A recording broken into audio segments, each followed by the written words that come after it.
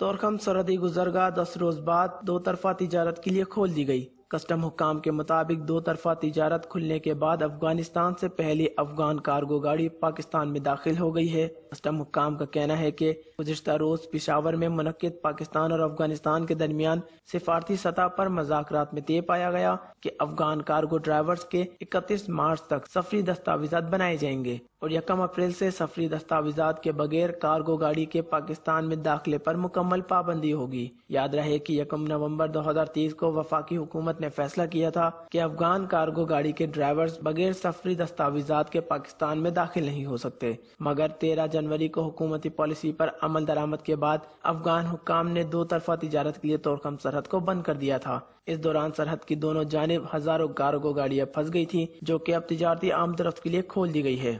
افغانستان کے ساتھ دو طرفہ تجارت سے ملکی خزانے کو یومیہ اوسطاً 5 کروڑ روپے ریونیو ملتا ہے۔ 10 روزہ تجارتی بندش سے ملکی خزانے کو 50 کروڑ روپے ریونیو کا نقصان اٹھانا پڑا تھا۔ حکام کے مطابق پاکستان میں یومیہ اوسطاً 3 کروڑ ڈالرز کی اشیاء برآمد جبکہ 540 ارب روپے مالیت کی اشیاء افغانستان سے درآمد کی جاتی ہیں۔